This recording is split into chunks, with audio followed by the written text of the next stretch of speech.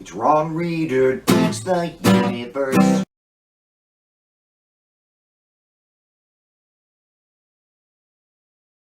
I'm Ron Reader, and this is Ron Reader Digs the Universe, and tonight, the utter cluelessness of establishment liberals.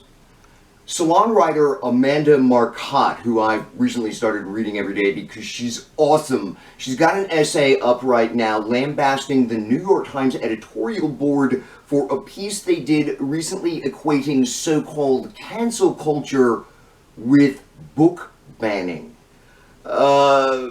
This is bad, she writes, and I agree, because the former isn't much more than a bunch of contrary expressions of free speech, while the latter is using state power to quash dissent.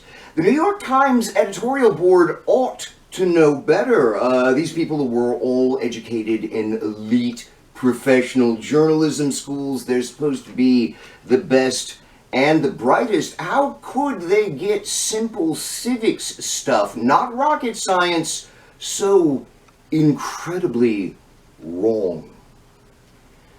If you listen to conservatives, there are essentially two positions on the American political spectrum: conservatives and liberals, although I think that conservatives have started using the word communist interchangeably with the word liberal. Of course, that's laughably false. As far as I can tell, the U.S. actually has 5 major political positions: fascist, old school conservative, moderate, liberal, and leftist.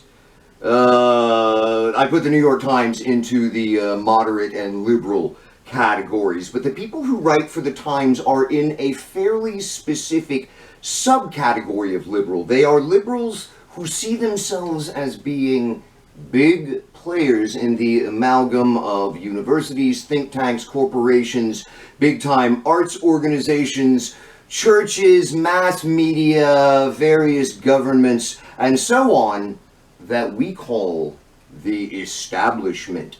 So they're liberal, but they feel very close to, very approving of the way things are done.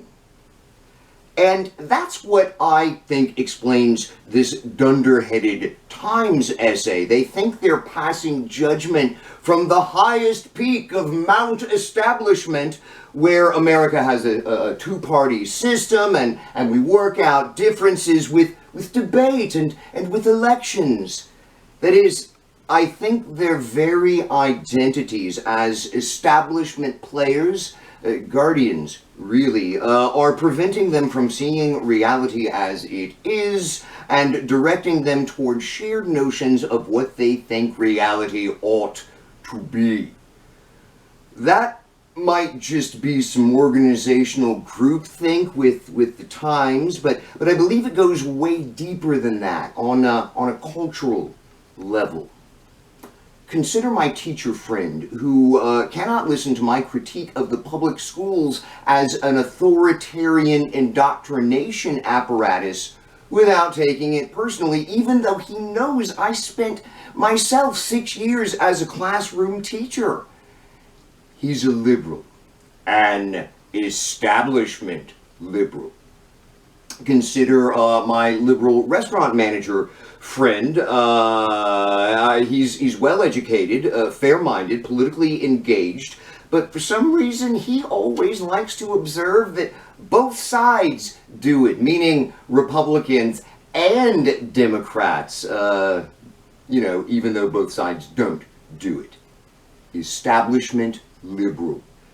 Consider my Ivy League educated friend who talks a lot about politics but is always fairly dismissive of anything I have to say, and he's even told me that it's because I'm a bit further to the left than he is, as if that in any way invalidates any of my commentary. He's a good debater, but he seems to believe my views aren't worth debating.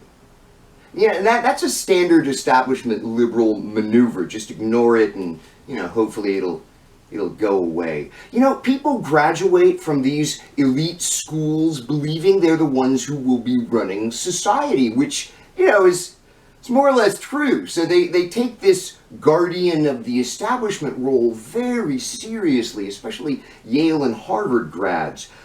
But I think this dynamic is in play more generally throughout the white American bourgeois. When I was growing up in Kingwood, there was a sense that we were rock solid aspects of the American experience. We were the establishment, and the establishment was ours. And I think many of my classmates still believe that.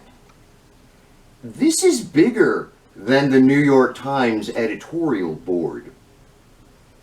Attachment to the establishment, to your job or industry or organization as a means of creating self-value, you know, connecting to something greater, appears for many Americans to be more important than their stated liberal values whenever there is a perceived conflict between the two. And it sure seems like none of these people really comprehend that they're doing it.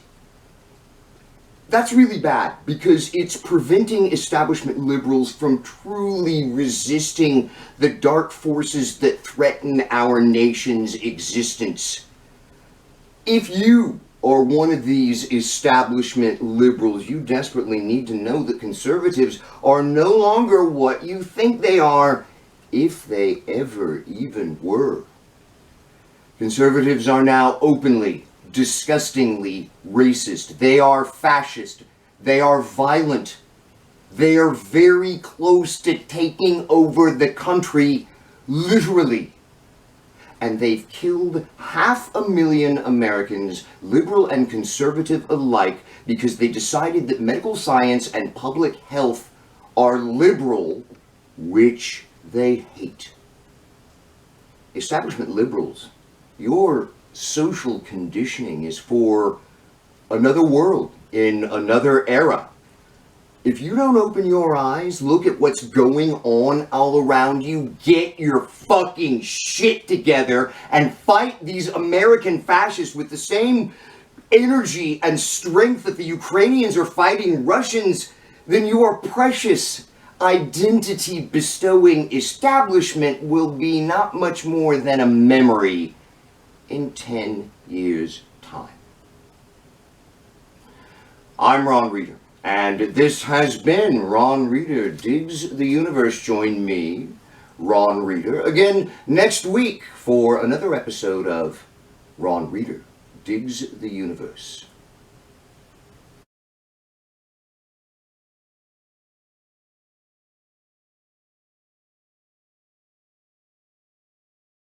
Connecting to something greater appears for many Americans to be more important than their stated liberal values whenever there is a perceived conflict between the two. And it sure seems like none of these people really comprehend that they're doing it.